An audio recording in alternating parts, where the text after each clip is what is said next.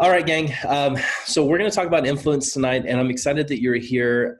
Before we jump into this presentation, we're going to have questions at the end. I want to try to dissuade you from capturing any type of definition of influence. That's the buzzword right now, right? That's the word that everybody's talking about. How do you build your influence? I think the first time I even heard the concept of influence was a few years ago when John Maxwell said leadership is influence and influence is leadership. That's all it is. And so I thought, well, okay, that's when I think of influence, especially just from my background of political science and my degrees and stuff, was like influencing people to do something. Like it sounds like a negative word, like you're trying to influence someone negatively. Or remember when you're growing up as a kid, don't hang out with that Jody girl. She's a bad influence, right? I mean, like that's what we thought about when we thought about influence, right? And so this new kind of social media era has brought forth some amazing and wonderful things, but some really tragic things too as well. And we'll get to both those tonight. But what's amazing is that literally from your phone, from your computer, you can, as you know, can run a business. And it's pretty amazing to be able to connect with people all around the world. I can connect with Rachel all the way up there in Washington, in the middle of nowhere, Washington, no offense. And I can connect with Terry Mosley down here in Flagstaff, Arizona. I just don't know exactly where you're at, Rachel, so I can't remember what the town's called.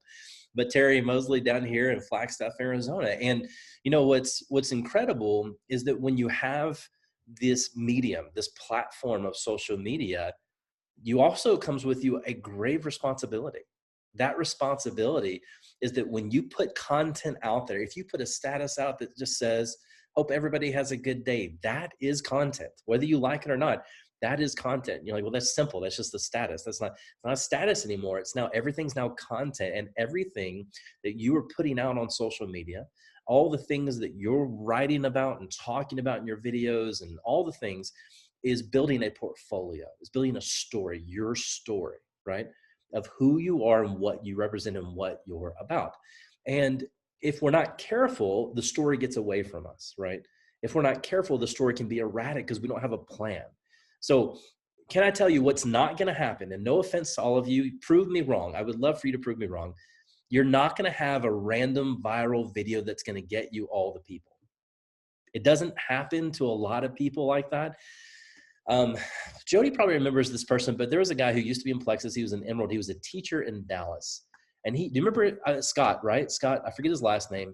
He went to another company since, but he had a viral video because he conducted this whole big dance, and he was a high school teacher, and all these kids it was like a couple of these videos came out in a row from different people, but he was one of the first, and he went viral. It was like this montage of music, and all these different kids were in it. And I mean, it was a great video, but he got known from that and went from like almost gold to emerald overnight because he had this viral video. Then everybody started watching him and everything like that. And you know what? It didn't last.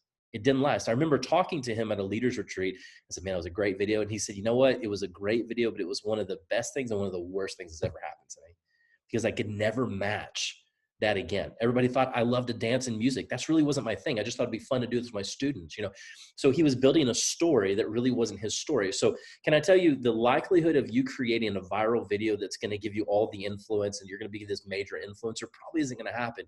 What is going to happen is that you're going to build a community, a network of influence over time that's going to be stable. Okay. You don't have to reach everyone. You just have to reach the right people, okay? And this idea that we cast a wide net and we try to gain all that we can. And I'm telling you, that's what Cassie and I did at the beginning. Cast a wide net, cast a wide net. And it works for a time, but really you want to speak. And Cassie talked about this last week about your niche. You want to speak to your people. You want to influence your people. And influence isn't persuading. Influence isn't, corrupting or bait and switching or anything like that. Influence is literally telling a story and trying to have those people that are in your network, in your community, connect to that story and place themselves in that story as well. Okay. So let's talk about building influence that lasts. Now, again, Rebecca Alvarado may have a workout video that goes viral. I don't know. It may happen. It could happen, but probably not.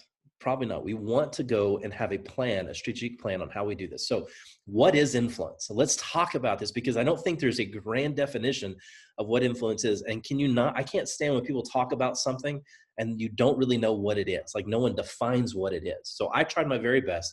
Influence is the ability to have an impact on someone else's development, capacity, and behavior. Simply put, influence is unlocking someone else's human potential.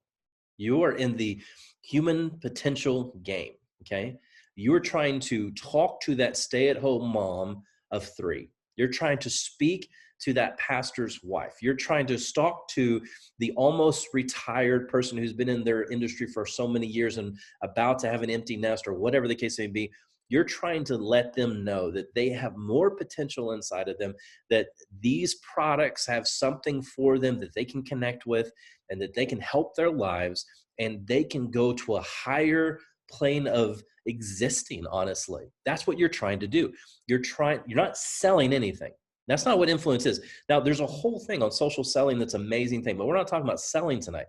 Influence is building that trust, is developing that human behavior out of people that feel like they can reach a capacity that they didn't know they had. I'll tell you this, and I'll go ahead and just be really off. I'll be very transparent tonight. Over the last 5 years, there are certain topics I know I can write about and get 100 likes and 20 comments, 30 comments, 40 comments. I just know I can, right? Because I have over time developed this strategy, if you will, that I know what hits that nerve, that talks to my people, talks to the people I want to talk to, okay?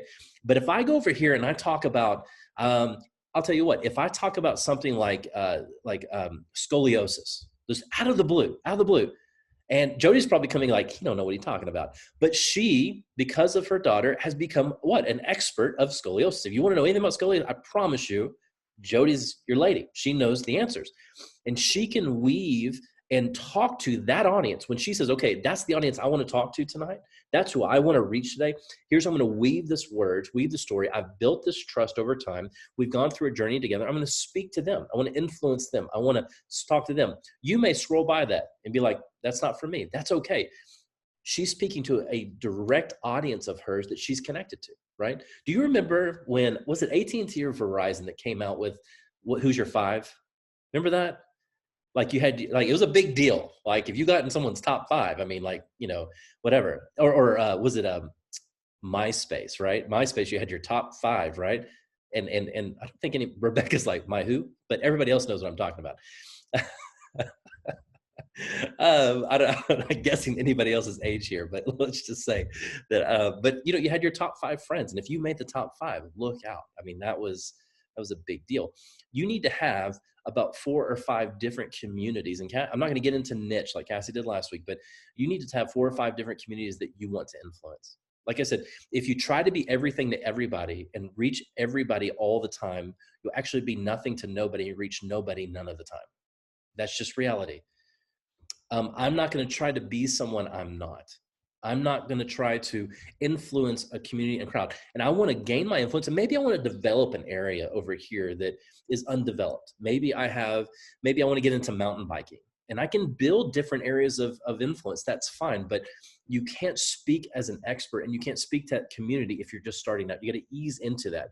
Some influence is natural influence because of situations in our lives. Jody knows this because I just talked about with her daughter and her medical condition. Cassie and I didn't sign up to be special needs parents, but I would say that we influence a lot of special needs parents because we have special needs children.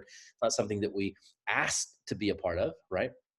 But it's just come our way, and that's what God had weaved in for us. So we can speak to that community, okay? We can speak to those people. I can speak to pastors, okay?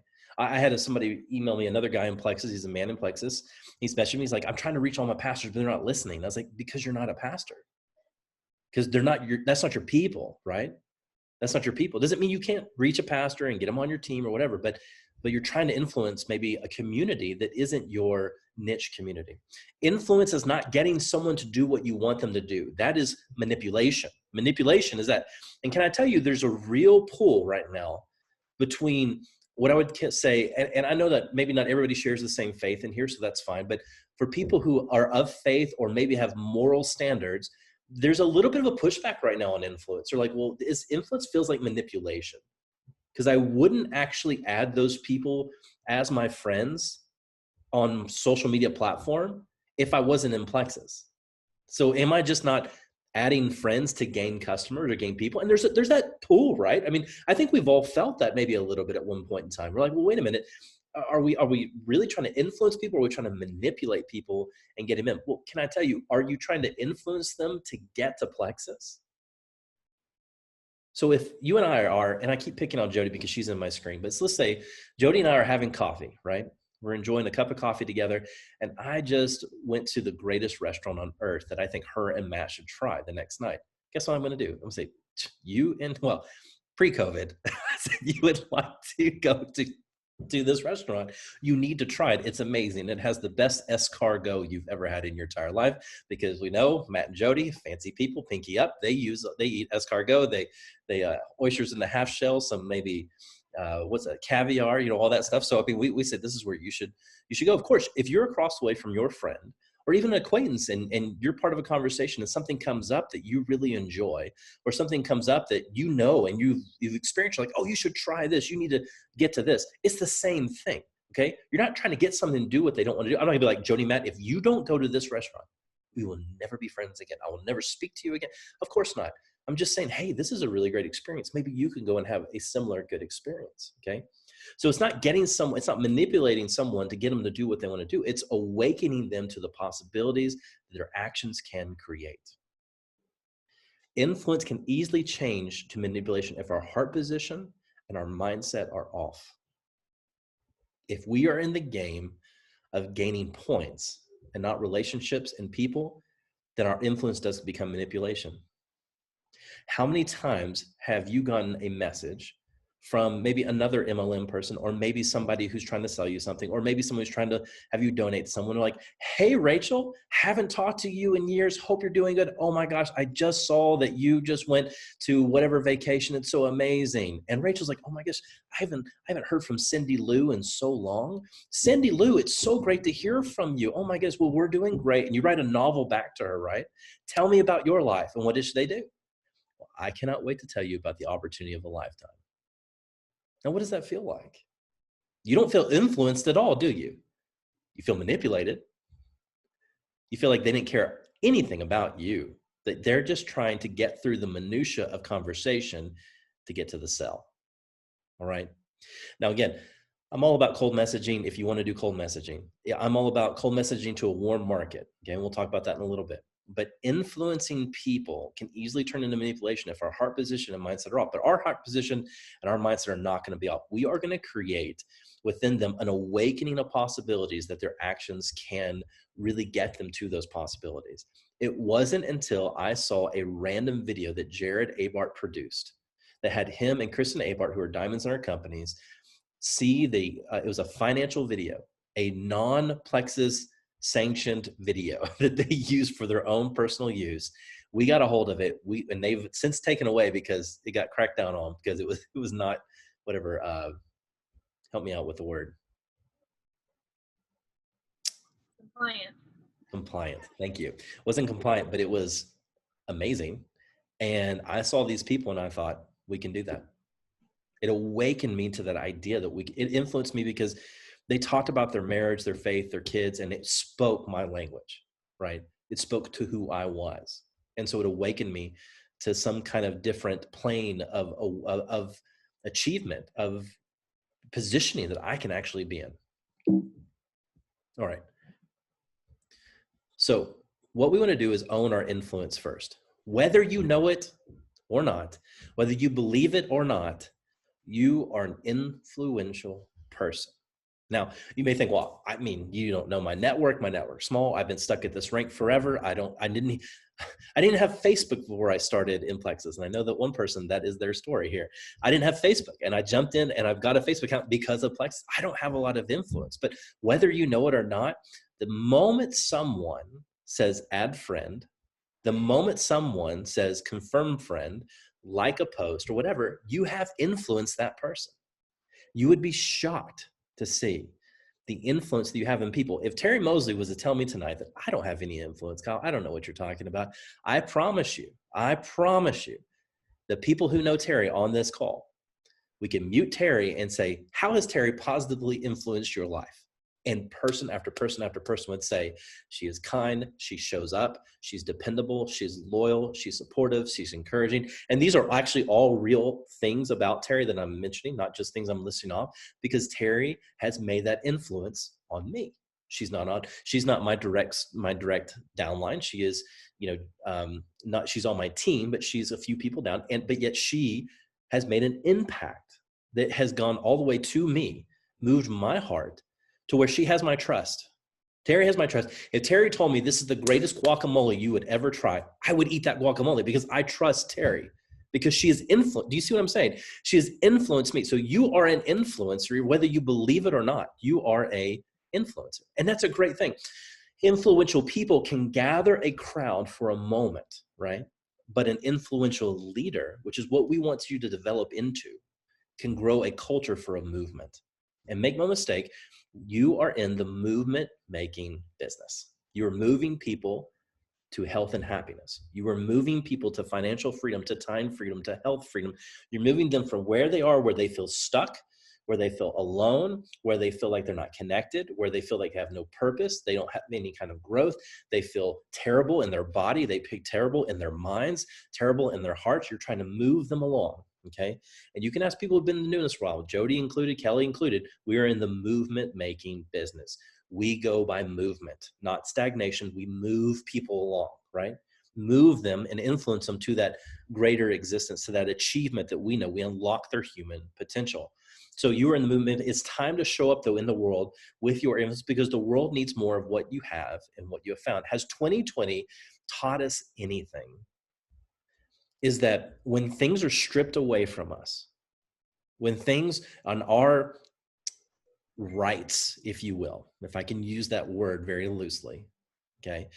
If our freedoms, again, very loosely, don't get political with me, stop it, save your email, right? Message Cassie that you're upset.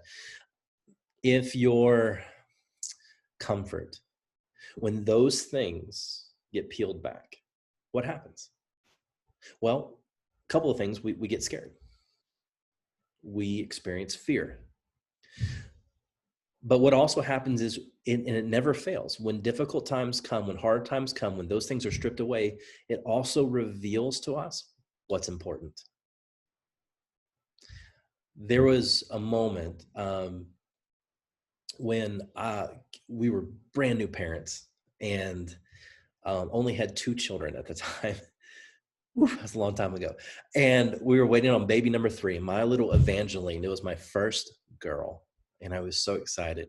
And I couldn't wait to be a dad girl. I was made to be a dad of daughters. I really was. I'm blowing it with the sons right now, but I think being a dad of daughters, I'm doing my best on both. But she was born. She was beautiful. She was amazing. Just had this amazing hair right at the beginning. But she failed a sweat test. And when you fail a sweat test, that means that you have a possibility of having a horrific disease, okay? And we were kind of had to walk through that for a little while with her. We had to go in through several tests. It was a false positive, no big deal. We got through it. It was fine. But in that moment, the moments too, when my firstborn son at 18 months to 24 months, when we diagnosed him as having autism, when those things happen to my children, and when it happens to your children or your future children, what happens? The world stops, right? Jenna finds out that her spine is like this. The world stops. The world stops, right? And I'm sorry, I didn't get permission from Joni to talk about her daughter so much tonight, but she's made it public, so it's okay. She's an influencer. But the world stops, doesn't it? But what happens is when the world stops, everything slows down and things get peeled away and you realize what's important, what matters the most to you. So you want to speak as an influential person that lasts to those things. You want to be bold in those things, be transparent in those things, share your experiences, because like I said, influential people can gather a crowd for a moment. And let me tell you, that's a great thing to do. I don't know. I've been trying to do the reels on Instagram. It's like TikTok, Instagram's version of TikTok. And I've failed horribly at it. No one's watching them. No one likes them and no one cares. I don't care. I'm having a lot of fun doing them. This is what retired life looks like. So this is what I'm doing. But the thing is, That's a moment influence. That's just a moment. That's just a moment we're trying to gather. Influential leaders create a movement. And there are people in your sphere of influence, in your network, in that 5 categories, right? Those categories that you want to speak to or that you've experienced in, that you can speak to, that are waiting for you to speak to them, to their exact situation there. And when 2020 happened, what we have found is this grand dichotomy of people. Either you're freaked out of your mind and you're paralyzed, right? Or you're motivated to really just go after what really matters. And so we're trying to get these people over to here, right? And maybe you're like, wait a minute, I'm still over here. I'm still freaked out. I'm still paralyzed. That's okay. That's all right. Can I tell you a really good influential move? And this is a side note, not on my notes. It's free content. Get ready, right? They want to hear about that too. They want to hear about that you're worried, that you're scared. Influential people that have influence that lasts are relatable. They connect with people. They're not some like Instagram life all the time, right? Instagram is just the highlights of our lives. You don't see the behind the scenes, right? Who's taking family pictures here? Anybody ever taken family pictures? Yes, you've gone with your family or whatever. It may be second only to brain surgery, the worst thing to ever go through. Like, it's horrific. Because what happens is you're in front of this total stranger that you just hired off of Etsy to come and, photo your family, right? You've not met them. A friend told you about them. You're total strangers. So being strangers, it's a little weird, right? You go to some random beautiful place. You got all your kids looking all good in the old Navy setup that you lined them all up with. Don't lie, you know it. Or if you had to go to Target and as the backup, that's what you did. And you put everybody there, right? And they're all sitting there and they're taking those pictures. But what happens? See, everybody sees the beautiful picture that you took, but what they don't see is you going, stop doing that. Stop touching her hair here. Quit picking your nose. Smile, smile, smile. Whatever. And it's just chaos, chaos, chaos. But you capture that one moment, right? Can I tell you that the longer I'm in social media, the less impressed I am about the moment. The less impressed I'm about the moment they're sharing. I want to see the mess behind the moment. Because if I can see the mess behind the moment, then I'll be like, oh, I relate to that. There was funny stuff. Cassie and I every year, 2 or 3 times a year, have family photos taken. I don't know why, we just do it. It's a thing that we like to do. We like to torture ourselves. I'll never forget last year, or in 2019, when we can actually, do things. We were out in a field in a Eugene area and getting pictures taken. There was another group and a photographer there, and they were struggling just like us. And I thought, we were just like, we kind of did you seen Hunger Games? We understood, right? One another. We volunteer as tribute. We get it, right? We understood those are people over there. We understood what they were going through. And so as we were yelling at our kids and see who could yell louder, we didn't judge each other because we knew we were both going through the same torture. Okay. People who have influence that lasts, they show the messy behind the moment. They show the moment. The moment's beautiful. They show the mess behind the moment. All right, here we go. So you're a person of influence. You need to own that. All right. So you cannot have sustainable influence if you do not believe you have value. Now, for those of you who've been with me for a while, and so Jody and Kelly and Terry and some others, you're just gonna be like, here he goes again. He always talks about this subject. But can I tell you, I am convinced that most of the things that we do in this business, most of the things we do in Plexus, centers around the one topic that I believe is sometimes so hard for us to believe, and that is, it's not that we are just giving people value by hooking them up with these valuable products, but that we are the commodity as well. That we are valuable as well. And it'll be impossible for you to have influence over other people if you don't believe you have any value yourself to give to others. That's just the truth. Plexus couldn't run without you. Plexus can't run without the ambassadors. They just can't. They can't just have these ethereal products because they're not in Walmart. They're not in Target. They've chosen not to be. They've chosen to get it out to the masses through you. So Plexus' greatest commodity and greatest product is you, is actually you. Whenever you talk about something and social media picks it up and it's all weird and cryptic, and all of a sudden you've been talking about trying to get a new pillow and you have 7 advertisements for new pillows, right? How creepy is that? That's weird, right? But what do? You get skeptical because you see all these ads for pillows. You're like, man, this is crazy. Everybody's trying to sell me on that thing. Whatever. People don't trust Plexus, but they trust you, or they could trust you. And if they trust you, then they'll eventually trust Plexus. You are the commodity. Okay. If you cannot give what you do not have. If you do not believe you have value, then you cannot pour value into others. It is impossible. It is impossible. You cannot fill up a cup with nothing inside of you, right? You can't pour out from an empty cup. It's impossible to do that, because even if you try to do it, people will see through it.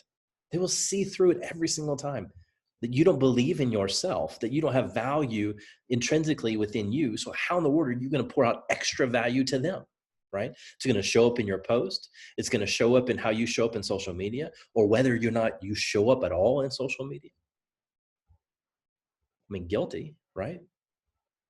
If I'm in a bad season, you won't see me on social media.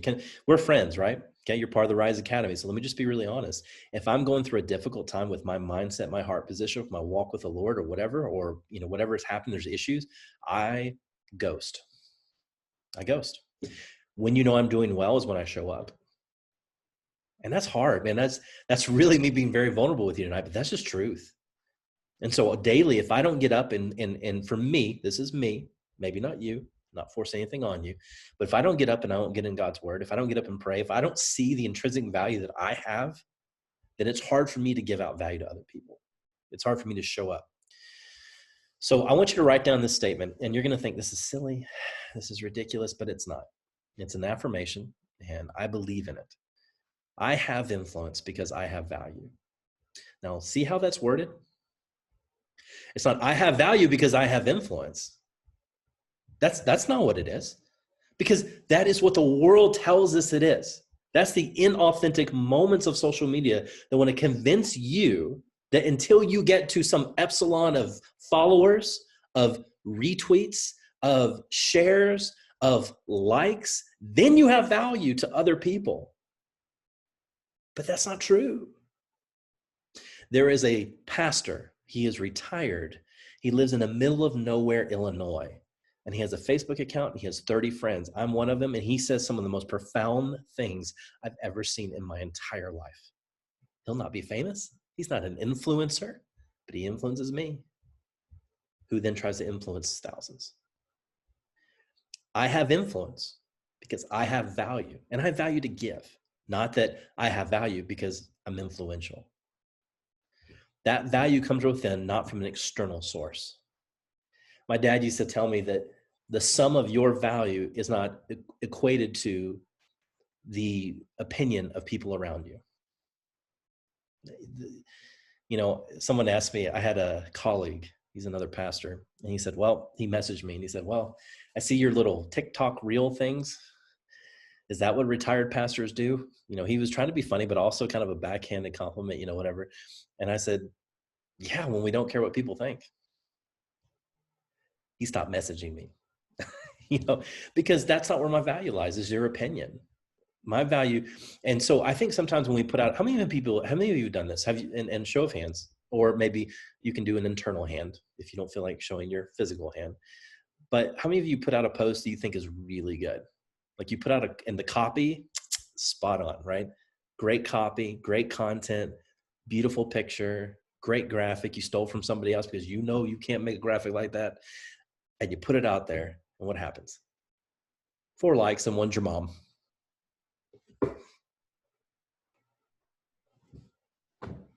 What the heck? One's my mom. She's got to like it. She's already shared it with all her friends. And you go on her share thing and go, well, maybe. Nope, nobody's liked it from hers. I mean, am I alone in this? Anybody preaches to the choir? Can I hear an amen? I mean, like, what's going, like, right? Like you put out, it's the perfect post. It's the perfect post. So much content, so amazing. It's so great, so wonderful. I put a post out like that. 5 likes. But one of the likes were? A gentleman by the name of Ryan Wilson, a pastor in Seattle, who has now been with me for 6 months, taking products every single month. 100 PV. 5 likes. But he was the one I needed. See what I'm saying? Your value doesn't come from how much influence you're having. Your value comes from you, from within you. And that'll give you influence. You don't need to reach everybody, just the right people. Secondly, No one can take away your value unless you allow them to. And unfortunately, we let them. What is the biggest thing that people tell you whenever you ask them that are new to your team and you say, hey, do you think you'd like to post about this? What is the biggest thing they say? No, somebody might think I'm this, I'm that, craziest Plexus lady. Oh, I couldn't do that. I can never see myself doing that, because there's such a fear that their value will be diminished in the eyes of others.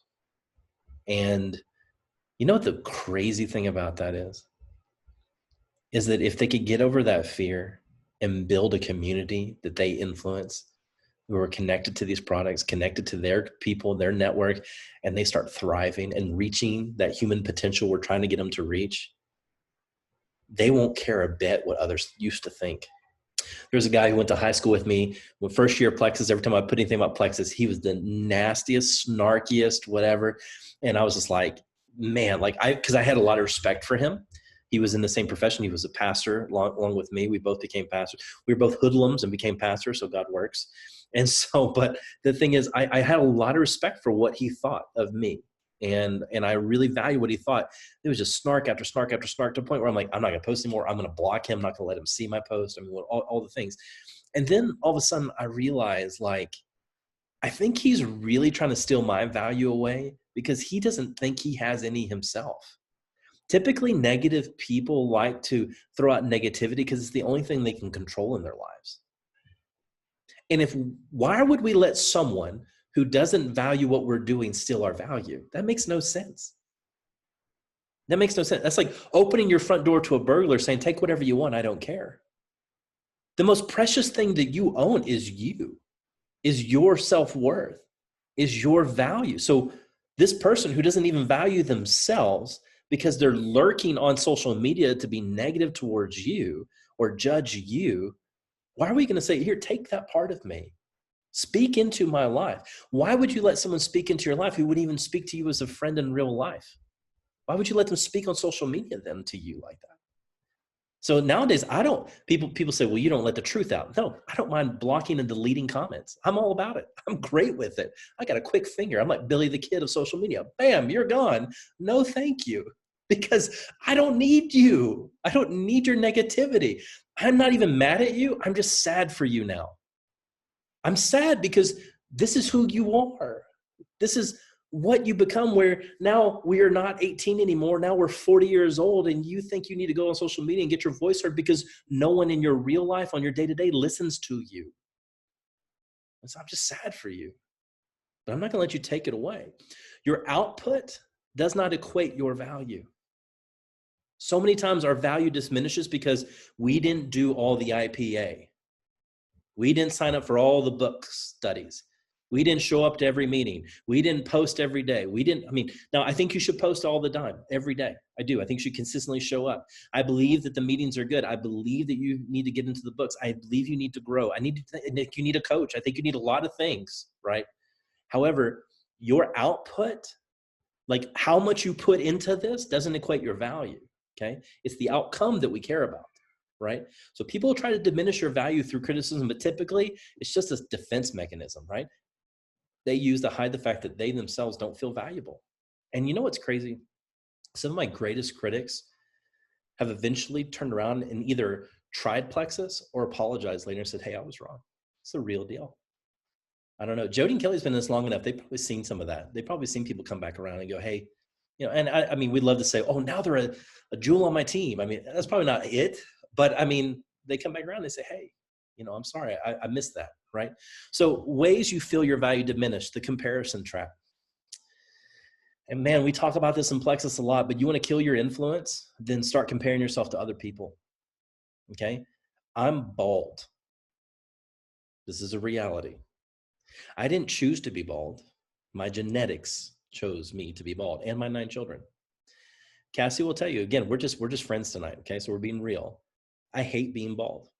I do. I hate it. I compare myself, my hair follicles, to other hair follicles all the time. And I say, I really wish I could be bald. So you want to hear something funny? For the last 4 weeks, I've not shaved my head. I've kept it growing as long as I could, right? Thinking that maybe, just maybe, it's come back. Well, it did. Really great in the back, really great on the sides, full, thick, bushy, amazing, nothing right here. Absolutely zero, right? So guess what I did tonight? I shaved my head. Because I'm not going to get into comparison. That's a silly example for comparison trap, but it really is. Like I look, you may look at people and go, well, they don't have the body image that I have. They don't have, they look like this, they act like this, their home's like this. They went faster to this rank than I went to. They seem to be my sponsor's favorite. I mean, whatever trash that you put in your head. And it's that comparison trap. Just know that each of you have a journey. Each of you have a way in which this is all going to unfold for you, and you're going to get to that next level. But some of you, it just may take longer. And you're going to ask the question, well, why? Here's the best answer I have from you. I don't know. And if anybody in your life says, well, this is why, and you can come report them to me. If any of your upline goes, well, this is why you're taking some, I don't know. Okay. But when we take a pause and take a step back and we look at some of the things we're talking about here in a minute, maybe then you can start identifying why it's taking a little bit longer. Maybe you're not showing up consistently. Maybe you're speaking to the wrong people. Maybe your copy isn't good enough. Maybe you need to grow in certain areas. That's fine. But do not compare yourself to other people, because their journey is their journey. Our journey is our journey, right? That's how it's going to go. Scarcity mindset. This is a killer. And you hear about this all the time, but let me just define it for you one more time. It is the pie dilemma. Here's a pie. It's a pecan pie, right? Thanksgiving, pecan pie. Everybody wants a piece. There's just so many. So you elbow grandma to get in front of her to grab your piece, right? Because there's not going to be enough for you. Scarcity mindset will kill our influence, because what we'll do is we'll say, why post? Why show up? Why care? All the spots are gone. Well, that's weird. 2020, worst year ever, right? More jewels in our company than ever before. There's still room. Plenty of room. And I love these new companies. They're like ground floor opportunities. I don't want to be part of a ground floor opportunity. I want to be part of an established opportunity where I've seen people actually make it to the top who are normal and real. That's what I want, right? So don't have a scarcity mindset. There's room for you. There's room for you, Stephanie, to get to diamond. There's room for Rebecca, get to diamond. There's just room there for you. There is. You know what I used to do at gold? This is silly, but at gold rank, when I drove to work in one of my 3 jobs I was holding down to support our family, I played my diamond documentary, or actually it was Cassie's. I played Cassie's diamond documentary in my head. What we would say, what would we do, where would we be, who would we think, what would the kids talk about, what kid we had to edit out because they said the wrong thing.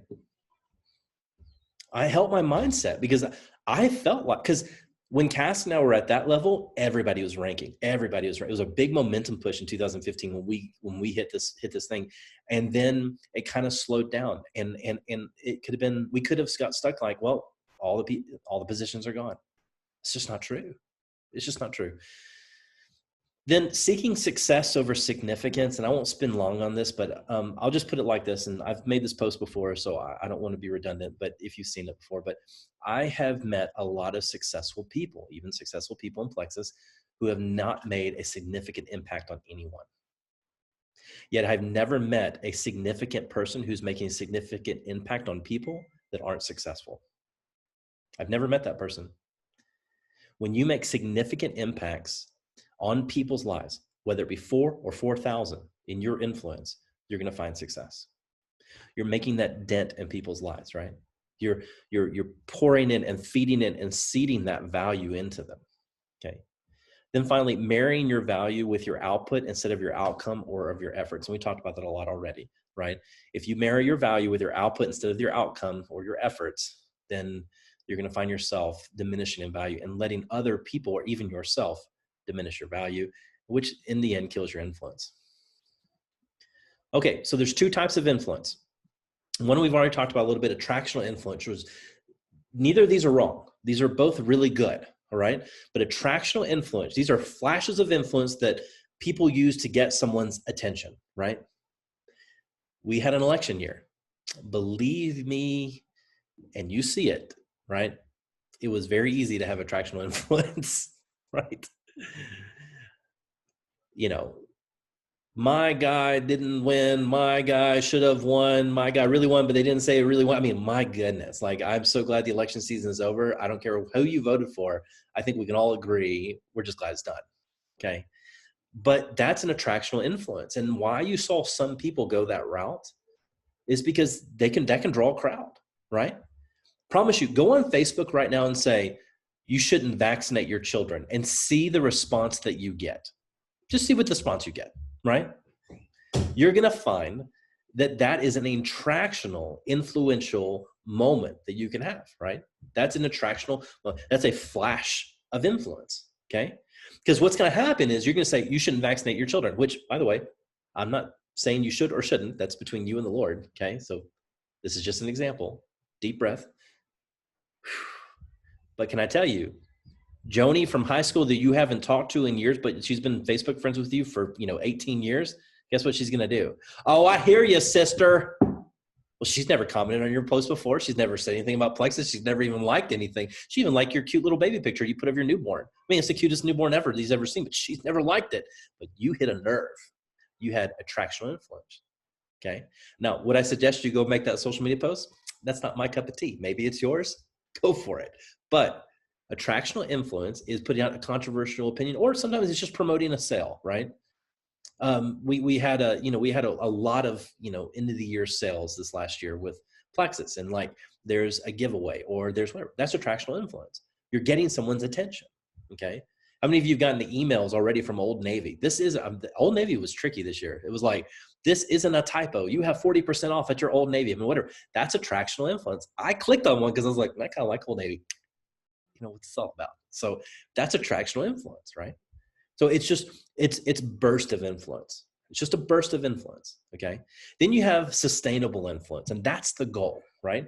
Attractional influence can bring them in, but we want sustainable influence because that is consistent rhythms of influence that leaders use to shape a culture, okay? When someone jumps on the Team Rise page, okay, Cassie and I, want people to know a few things. A, we love Plexus. B, we love our people. C, we want to see them thrive. And D, we're people of faith. So one of those categories may not fit them, and that's okay. And maybe they won't be influenced by that. Maybe that's something that's not going to be sustainable for them. That's fine. But we want a certain rhythm about our team, about our lives, about our content, about our posts. I think all of you would be shocked if I came out, those of you who have followed me maybe on social media for a while, if I came out and made some comment like, women should not achieve, they should need to go back in the home, it's biblical, they should never go out there and be successful, go make some pancakes, go make some babies, whatever. Y'all would be messaging Cassie being like, dump him, number one. Number two, you messaging me being like, you just lost all influence you ever had, right? I mean, that's crazy. But we all know that guy or that girl who says the crazy stuff on social media, and we just kind of come to expect it. Am I the only ones who got the crazies? Okay, I'm the only one. That's fine. Maybe I'm your crazy. Maybe that's it. Well, you're it. You're the guy. You're the person that I think about. But we have that crazy person on there, right? But the funny thing is they have sustainable influence because the crazy keeps being consistent. They know their lanes. They know what they like to talk about. I got a gal that's a friend of ours that we met in Eugene, and she tried Plexus for a little bit. She's not on our team anymore. That was many moons ago, several years, like 4 years ago.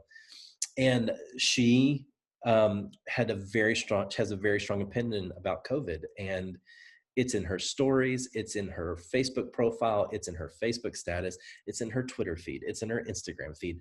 And you know what? After a while, I was like, well, she's consistent. And she got a lot of likes because she's adding value to somebody.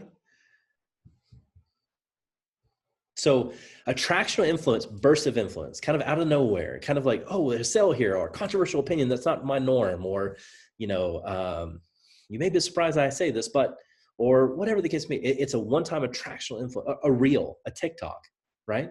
It's attractional. You're trying to get, it's a big billboard saying, look at me, look at me, look at this, right? But you can't sustain that because if you go the attractional influence route all the time, then you're constantly going to have to come and outdo yourself every day.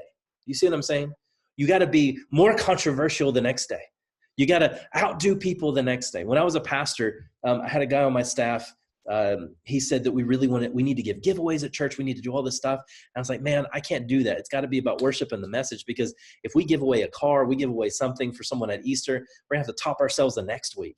Like, and there's no way we can sustain that, right? So that's the same thing with your influence, okay? It's okay to have attractional every once in a while, but you need to get sustainable influence. That's rhythms. I know Jody at between 8 and 9:30 is going to show up on my feed with a positive thing on Monday mornings. I know on Wednesday, she's going to talk about a quote. I know Thursday, there's going to be a Plexus post. I mean, like, there's consistency in her rhythms of what she's talking about. Now, again, Jody, and again, I don't mean to pick on you, but you're in my screen. So Jody may see that, well, there's a political season. She wants to speak on that. Or there's a thing in the news in Portland. She wants to speak on that. That's attractional. That's a burst. That's a, hey, I'm an influencer and I want to address this. There's nothing wrong with that. Your opinion matters because you've built trust with people for so long that they want to kind of hear what you have to say too about it, right? And if you don't like what they respond back, block, delete. It's a great thing. It's a wonderful thing. It's wonderful therapy. But what Jody also wants to know, and she understands, is a sustainable influence, okay? It's funny, Jody, you just went to the beach recently, and I knew you were heading to the beach, and I knew there was going to be some reflective post from you about how grateful you are. And it was, because I've come to know your rhythms. See what I'm saying? Some of you are like, well, I have no rhythms. Well, we need to find them. We need to find your rhythms of influence, okay? You may be wanting to be funny all the time. That's great. That's wonderful. Maybe you want to be funny half the time. Kelly Higginbotham is one of the funniest people I know, right? And I know that I just got to go on her feed and scroll down a little bit. I'm going to get something, that gives me a laugh, give me a giggle, because she's built trust with me and I know her rhythms. Does that make sense? Does that make sense for everybody? Okay. So how do we build sustainable influence? We're wrapping up. Don't worry, I promise. Am I going long? I feel like I'm going longer than anybody else that's ever gone. Okay. That's probably the case. Okay. I got to put you right there for a second. Sustainable influence. Find your voice. This is how you find your rhythm, find your voice. Here's what my voice isn't. It isn't going to be doing workout videos like Rebecca Alvarado. It's not going to be doing, or Anderson, excuse me. It's Becca Anderson now, sorry. I'm not going to do workout videos. Do I work out? Yes. Does anybody want to see them? No. Nobody wants to see a middle-aged bald man sweating on the Peloton. Nobody wants to see that. Ain't nobody going to social media for that, unless they just have some weird fascination with seeing middle-aged men suffer. That's it. That's the only reason why they're going on there. That's it. Okay. Find your voice. There are several different systems you can use to grow your business. What I love about Cassie, and obviously because she's my wife, but what I love what she's done in this business is that some of you have come to her and say, I don't know about cold messaging. And she says, well, here's what I do, but here's what you could do. And so we're like, I love cold messaging. What do you do? Well, this is what you do. We really don't care your system. I think everyone needs to find the system that works for you, that's genuine to you. I knew a girl, she's an Emerald, she's in Australia, and she messages 20 cold messages to total strangers every single day, and it's built her business. Wonderful. And then I know people who have never sent a cold message in their entire life. I know people who, and now I met one person who doesn't have some sort of system of IPAs. So IPAs they're just sound. Okay. So I'm just gonna tell you that right now. You shouldn't dismiss that. They're sound. Okay. But there are several different systems you can use to grow your business.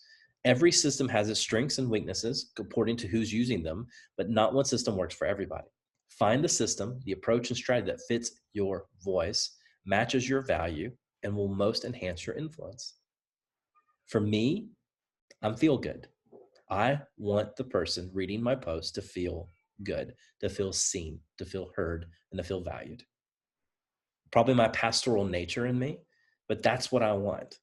I like people to laugh or find joy.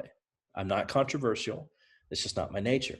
My voice is one of an encourager, of someone who wants words of affirmation and show you that you can be the best you can be, that God wants you to be. That's my voice. What is yours?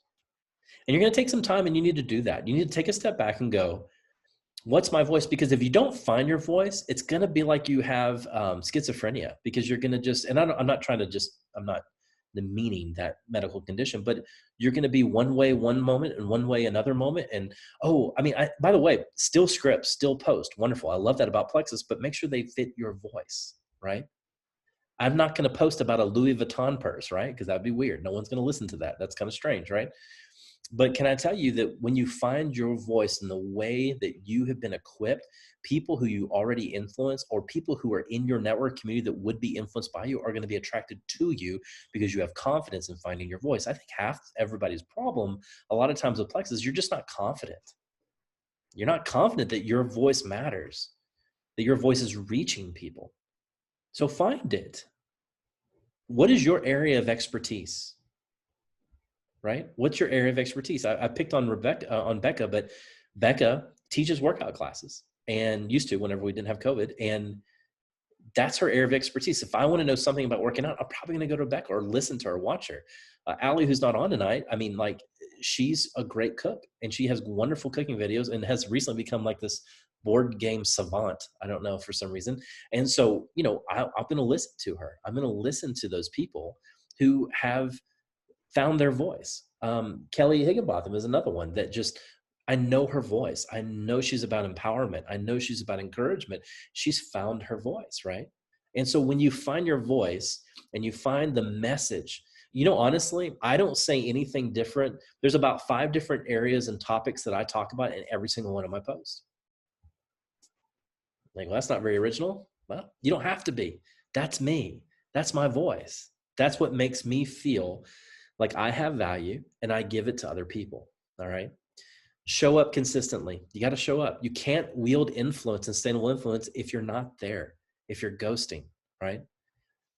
I would think you would be very surprised to find if people who just, you know, there's some person who, think about that person who likes every one of your posts, especially if you do an encouraging post. Is that one person, not your mom, beyond your mom?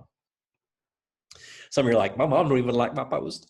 But the thing is, was that one person that, like, it's kind of random, but they always like your post or make a little comment? Do you know that some of those people out there are waiting for you to post, are waiting for you to show up, are waiting for your message? This last week, I took some time and I messaged some people who mean, you know, things to. Every week I try to rotate. So if you haven't get hit yet, I'll get there to you, I promise. But I think I messaged Terry, I messaged Kelly. Jody better be ready. Hers is she's on my thing for tomorrow. So surprise, we get some tomorrow. But it's just a message of encouragement. I believe in you. I think you're amazing. You're awesome. And I want to show up consistently in people's lives throughout the year because I want them to know that I want to add value to them and let them know that they've added value to me. Okay. But if your audience knows they can depend upon you to show up consistently in your voice, with your value, and in a way that is authentic to you, you will see a surge of sustainable influence. But it has to be in your voice. And it has to come from your value that you already have within you, right? Even if 5 people like it, those 5 people, think about this. Think about this. If 50 people like your post tomorrow and you're like, I thought this should have been like a 100-person like post. How weird would it be if 50 people showed up to your house to check on to see what you were all about doing? You would lose your ever-loving mind if 50 people showed up to your house. But that's exactly what they just did. 50 people showed up to your space and liked what you did. What if 50 people just knocked on your door tomorrow and was like, hey, that was amazing. I like that. I like what you're doing there. It would freak you out. And you know what it would do? It'd give you all the confidence in the world to go take on the world. Wouldn't it not? If 50 people in your sphere of influence showed up, you say, well, only 50 people like my post. That's 50 people who showed up in your space and took time to, because you influenced them. You were in your voice. You brought your value and it was authentic to you. Finally, build trust and show transparency. Good leaders know when they need to speak up, stay silent, speak truth, and admit that they don't know something. This is what I was talking about earlier. Show the mess, not just the moment. Okay? Show the mess, not just the moment. Some of the greatest posts I've seen over the Christmas season was people hiding laundry baskets and dirty dishes behind their, chair or their sofa to take the grand Christmas tree picture with all the presents and the kids. And then they showed the second picture, like, this is what I was hiding. I was like, I love that because that's what we were doing. Like everybody's like, oh, your living room's so great. I'm like, yes, the portion you saw was wonderful. here's what was behind all that. So it's okay to be transparent and to show up. You want your transparency when it comes to influence You want to be transparent where you're knowable. You want to be not too transparent where people get scared of you. I've seen that happen. Well, I'm going to get real today. Ooh, maybe you shouldn't. Let's pull it back a little. Okay. Well, let's just get raw and real. How about just real, not raw? Okay. Now, I'm not saying, well, you're saying we put on a show. That's it. No, not at all. You've got to find that level that your network can take for your influence. See what I'm saying? Like, we reveal hard things in our lives, but we don't give the entire story. Okay. We have 9 children. One of our children does not live with us. She lives in a group therapeutic home because she struggled to be in a family unit with self-harm, with harming others. And so we had to get her help. The best way we knew to be parents was to put her in a group home. We'd see her often. We'd talk to her often. She actually come in to stay with us for a few days here pretty soon. But you probably didn't know that. We don't talk a lot about that on social media because we're still healing from that. We're still kind of figuring out what that looks like and how we feel about that. We'll say it in small groups like this, and now it'll be on YouTube because we're recording this. But the thing is, we're still trying to work on that. Like, how do we feel about that? That's not our ideal of parenting, was not that. But can I tell you, we dropped her off at that group home, which she was excited to go because she couldn't stand us. And we drove back, and we had adopted her from China. The gal who was running the group home in China that actually brought her out of a very terrible situation messaged all of us who are part of this little email link and said, the Chinese government has shut us down. All the kids have had to return to the orphanage in a very horrific place. Okay, Lord. This is not how I wanted to parent my daughter. But if the only reason she came to our family is that we can go get her help and not be in that hellhole, then maybe that's a victory. Now, we don't reveal that all the time. We don't go that deep, only with you right now, because we're still figuring out how that feels. So influencing, it always brings transparency. Show the mess, not just the moment. But in the mess, you need to realize what level you want to show, okay? Social media is not your green light to be able to dump everything out there, because quite honestly, there are terrible and horrible people out there that's going to make you feel like crap, okay? But there is that one mom who probably had to do what we need to do. And when we make that post, she's going to reach out and go, I feel you. I had to do that with my son. I understand you. What's this Plexus thing all about? What's your life all about? Can we just get connected? You know, whatever the case may be, okay? Poor leaders, which, by the way, not only are you all influencers, you're all leaders, whether you like it or not. If you have one person that signed up on your team right now, if you have one person, I don't care if it's your mom, you're still leading them, okay? Poor leaders keep people on their team in the dark because it causes a reliance of their people upon them. That's what poor leaders do. People of influence don't only influence others to get them onto your team, but you influence your team as well. But if you're keeping your people in the dark, or you're trying to act like you know it all and you hold back things from them, all you're really doing is making them rely on you, and it's feeding your ego. Okay. But when we have influencing and show transparency and say, hey, we don't know this, we don't understand this. Do you know you build your influence with your team when you do that? When you say, I don't know, but I'll go find out. I don't know, but let me go ask Jody. I bet she'll know. Let me go ask Kelly. I bet she'll know. Let me go find out. Trust does not mean you're always right, but you will always try to do the right thing. Focusing on people over profits, ironically, it always brings you more profits. Build trust, show transparency. So find your voice, show up consistently, find those rhythms that make it feel good for you, and build trust and show transparency. All right. Everybody's still awake, it looks like, so that's good. All right. Last 2 slides. Factors that influence your influence. How do you like that conundrum? All my English people out there, English professors out there probably hate that. All right. So first, let's go through this pretty quickly. Building the right relationships. In your sphere of influence, you must develop deep and meaningful relationships that go beyond Plexus. If you are always talking about Plexus, no one's going to listen to you at all, okay? But if you never, my daughter just ran in the back. Here she is. Hey, you want to say hi? You want my drink? Is that what you're coming for? Yeah. Not me, my drink. Okay, bye. You can have the Plexus. All right, let's go. Sorry, she just stole my drink. That's wonderful.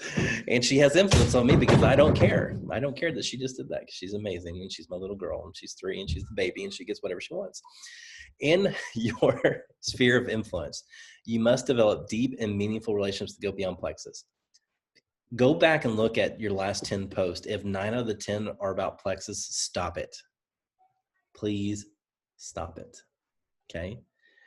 1 out of every 3 can be about Plexus. But man, you're going to sound like a broken used car salesman commercial if you only talk about Plexus. Show us the mess. Add some value. Talk to your people. You're an artist, talk about that. Corky Justice is not on here, but Corky is the leading expert in my life on the rodeo. She is a rodeo fanatic. She's on a leadership board for a rodeo here in Oregon. If I want to know rodeo, I'm going to talk to Corky Justice, right? See how my Southern accent just came out there? And so that's who I'm going to speak to because she posts about it, right? But then she'll post about Plexus. So I don't know what that rhythm looks like. Maybe you need to post every other thing is about Plexus, but man, we want to know about your family. We want to know about your life. We want to know, pour value into me. Use your voice. Give it to me. Build that relationship with people because relationships grow trust, influence, and ultimately your business. People want to be seen and heard. How Allie Kent's, so the only reason why I know Becca Alvarado is because Allie Kent's got on our team. The reason why we know Allie Kent's is because Cassie, when we lived in Portland, used to be, thank you, babe. Thanks for bringing it back. You're such a sweet girl. Allie Kent's used to also live in the Portland area. She was having her first baby. Lo and behold, Cassie Rainey was a birth photographer. Okay. Cassie showed up, built a relationship with them, shot the birth, had a great experience with Allie. And when Cassie years later would post about Plexus, Allie goes, that seems interesting. Why? Because we had built a relationship. Cassie had poured value into her and given her something valuable. She was professional and positive during their interaction. And now Allie, Sapphire, and is the reason why some of you are here. I mean, that's crazy. When you build relationships, it grows trust, influence. If you go up tomorrow you wake up and you make a determination, set your alarm for 6:30, 7 o'clock in the morning, message 5 people that you really want to build a relationship with and say, hey, how are you doing? Hey, I'm praying for you. Hey, and you're like, well, that's manipulation. No, it's not. It's influence. Again, are you selling them a stock or bond that could work or could not work? No. Are you selling them on some cult that you want them to be part of? No. You're not harming them. You're just trying to gain a relationship with them. There is a couple who I wish were on our Plexus team that I met at a conference that I spoke at.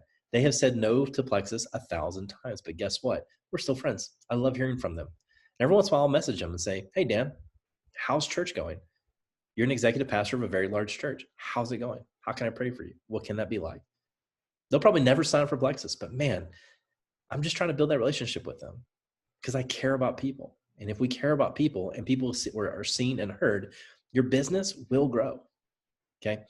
Let your network, learn your network's pain points. Okay. This is something I've learned this last year. Speak to someone's pain points, make them feel like you know, or that you, I should say, make them feel like that you do know their issue and have solutions to their problems. You evoke a sense of familiarity and they understand me mentality when you build your influence. So pain points. When you post, sometimes you're going to want to wield your influence of, do you ever feel stuck? When I just said that, half of you are like, yes, right? Why? Because that's a pain point. That's a pain point, right? That's me kind of going to one of your wounds and you know, poking at it a little bit saying, hey, me too. Me too. I got it here. Matching scars, right? So a pain point, it sounds like a terrible thing, but it's really not. What you're doing is you're addressing a need that somebody has. Okay. So that's why if I post a Facebook post or Instagram post about value, okay, I will hit the pain point of people who feel unvaluable and they will feel inspired and like my post, connect with me, we'll build a relationship.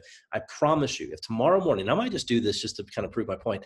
If I posted a really thoughtful post that you have value, like just we talked about earlier, all things I believe, intrinsic value that God has made you, you're wonderfully and fearfully made, and all these things. And I say, if you don't feel that way, you should. I mean, whatever I would say, because I'm speaking to people right? Who feel that they don't have a lot of value. Now, that's not manipulation. That's influence, because I want them more than anything to know they are valuable. Can I let y'all in on a little secret?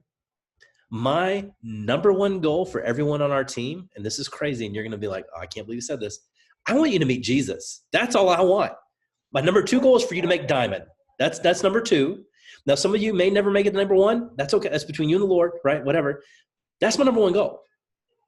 Number two is for you to make diamond. That's the second, okay? And so I say that because when you have people and their life and their good at the center of what you're doing, your influence grows. Because when you speak to their pain points, you don't feel guilty because you don't feel like you're manipulating. You feel like you're actually trying to help people, and they can sense, they can feel that you want to help them. Does that make sense? Why? You feel value, you know your voice, you're speaking to your pain points, you're pouring out value. Sustainable influence, okay? There's a girl named April Brenner. She's a Facebook friend of mine. I think she's a couple of friends with you. She's a Plexus gal, not on our team. April is not a friend, she's a fan. And I could post something like, the sky is purple, and she's like, I love that. And I'm not making fun of April. It's just that I've poured so much value into her over the years that we have a trust. You know what I'm saying? We have a trust, and I speak to her pain points. She's like, yeah, I felt that before, right? Talk about where you have been, not just where you're going. Your network needs to know that you're a real person. Again, this is kind of the theme for the night. Show the mess, not just the moment, right? They need to see your real person that face real challenges that have led you to the place you are today. Everyone loves a good story. The reason why we go to the movie theaters before COVID, the reason why we binge Netflix, the reason why we read books is because we love stories. Sustainable influence comes with stories, not just facts. People sometimes just want, well, I'm just going to put out facts. Facts are wonderful and they can enhance your story, but they want to know the story. I tell you, I need to do a training. I need to learn myself on storytelling. If we all became better storytellers, your influence will blow the heck up, because everybody loves a story. Would you like to hear this? Let me picture it like this. Cassie and I, we entered into Plexus. It was really wonderful. This being my wife saying, it's been 75 minutes. Oh, goodness gracious. Okay, we need to get rid of this. Let me give this example, then we're done. She was worried I was going to go too short. Here we go. But would you rather hear this? Would you rather hear, Cassie and I, we joined Plexus, and 5 years later, after a lot of hard work, we became diamonds. Life is a lot better. That's kind of boring. But what if we said we were on welfare? True. Kyle's only done 3 jobs. True. Kyle stayed up till 3, 4 in the morning wondering how he's going to pay rent all the time. True. My son tried to give me his birthday money to help pay rent one time. True. And then we found Plexus. And now all of our kids are in private school. We give to our church more than we could ever imagine. 3 children came home from China and found a forever home because of Plexus. Now, which story are you going to get a part of? People like to hear stories. They want to know where you've been, not just where you're going. And they want to hear the solution in the middle. Influence requires patience. The chances that you create a viral post or video are very slim, like I said, due to the flood of influencers the internet has. Be patient. Nurture your influential relationships. You do not need to reach all the people, just the right people, all right? So I've said that many times tonight. So here's some action steps I want you to do tonight. I want you to realize your value. Number one, it has to be number one all the time for me. Spend time writing down 10 valuable things about you. Be specific in your list and give a brief example of how you have displayed that value lately. Then I want you to write down 5 things that you see as things you need to work on, not the things that are not valuable about you, but things you want to be more valuable, okay? These are areas that you need to grow in and you eventually be able to transfer over to your first list. When I was a college professor, I would have my students before the beginning of every semester write down, take 5 minutes, the first day of class, take 5 minutes and write down 5 things that are valuable about you. It was excruciating. You thought I was asking them to do open heart surgery as rookies. I mean, it was terrible. But if I asked, I said, okay, now I want you to take 5 minutes and write 10 things you don't like about yourself, they were done in a minute. It's easier for people to see the negative inside of them than it is the value inside of them. So you need to fight that. You're an influencer. People care about you, care about what you think, and they are waiting for you to pour value into them. So I want you to write down those 10 things and really do this. Really sit down and go. And you're going to think it's going to like, well, that sounds so arrogant. No. I want you to really do this and say, you know, I'm kind. I'm a thoughtful person. I'm really valuable in the area of health and nutrition. I'm really good at that. I'm really good, whatever it is. Okay. Evaluate your voice. Take some time and ask the following questions. Am I using a system of influence that is true to my voice? Or am I just trying to be Terry Mosley part 2? There's only one Terry Mosley in the world. God help us. We wish there were more, but there aren't. Just be you. But are you seeing some diamond in your Plexus hierarchy, and you're trying to be them? Or are you just going to try to be you? Because your network isn't going to respond to them. They're responding to you. One of my favorite people in Plexus, absolutely, is Jen Hawkins. Her and Cody have become very good friends of Cassie and I's. Yet they're going to reach people we're not going to reach, and we're going to reach people they're not going to reach. Find your voice, okay? Do I sound authentic when I show up on social media? Does my network really know me beyond the post, okay? How can I build stronger relationships with those I already influence? And do I lecture or do I listen? Obviously, I need to work more on listening because all I've been doing is lecturing tonight and going way too long. Finally, become a gatekeeper. Not only do we want to increase our influence, we also want to protect it. And I wish I had more time to talk about this tonight. This includes what influences ourselves. Evaluate what voices, resources, rhythms, or you are allowing to influence you. If those influences are negative, then consider removing them, okay? Also, take time to realize what socialization factors have influenced you and contribute to who you are as a person. Now, socialization factors, that's a term we actually use in political science a lot. And these are media, your upbringing, your parents, your faith, your economy, your education level. Evaluate those. Are some of those influencing me in a negative light and making me come off on social media in a way I don't want to come off on? Okay, so you need to evaluate those. Negative influence. So I love personal growth. I love it. I read all the books, but some books I put down halfway throwing, that's trash. There are people that I still am friends with on Facebook, but I don't follow them because they're negative people. I can't do negativity. Well, you have your head in your sand. No, I just don't like people with their head up their butts. Like that's what I mean. Sorry, that was really unprofessional. That's how I feel. So what are the negative influences in you? And sometimes the negative influences you need to kill are the ones that are right here. They're right here, that live rent-free in your brain. Because some socials, because your dad or your mom or your brother or your sister or your teacher way back when said, this is who you are, and that's who you still think you are. I wish I had more time for this. I really do. We could do a whole session on that. Maybe I'll do another one of these days.